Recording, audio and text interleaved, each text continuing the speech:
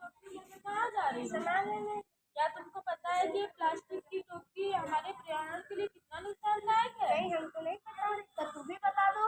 अरे राजना, बताती हूँ। अगर ये टूट जाएगा तो तुम क्या करोगे? मिट्टी में फेंक देंगे। तो मिट्टी खराब हो जाएगी। तो फिर हम जला देंगे। जला के तो जो इससे खराब धुआं निकलेगा वो वायु को दूषित करेगा, और इस जो वायु को दूषित करेगा वही हम सांस में लेंगे। इससे हमको अनेक प्रकार की सांस की बीमारियां होंगी। तो तुम भी बताओ, हम अपना छोटा छोटा सामान कहाँ रखेंगे? बांस की टोकरी में। ये बांस की टोकरी? हाँ, यही बांस की टोकरी।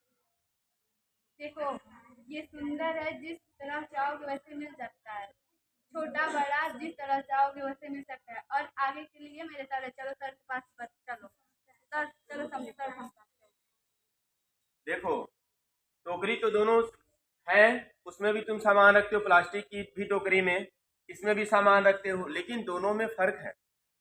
यह जो है जिस चीज से बना है वो बांस से बना हुआ है, और बांस जो है ये एक तरह से बायोडिग्रेडेबल में आता है। ठीक है, बायोडिग्रेडेबल का मतलब यह होता है कि अगर ये खराब हो जाता है तो इसको अगर हम खाद गड्ढे में डालते हैं तो एक कुछ दिनों के बाद सड़ जाएगा।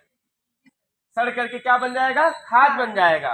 और वही खाद जब हम अपनी खेतों में डालेंगे तो जो खेत की जो मिट्टी है उसकी उर्वरता को क्या करेगा? बढ़ा देगा। ठीक है, एक फायदे तो ये सीधे सीधे मिल रहे हैं। दूसरा फायदा ये है कि जो हमारे किसान भाई हैं, हमारी सरकार ने बांस को खेती का दर्जा दे दिया। अब इससे यह होगा कि जैसे मान लीजिए इस उत्पाद की, इस प्रोडक्ट की जब जो है डिमांड बढ़ेगी मार्केट में, लोग खरीदेंगे बड़े लेवल पर, तो इसकी मांग बढ़ेगी।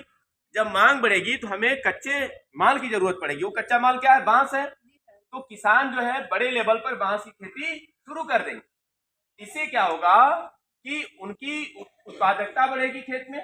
ठीक है, दूसरी चीज जो है बांस का मूल्य भी जो है उनको उचित मिलेगा।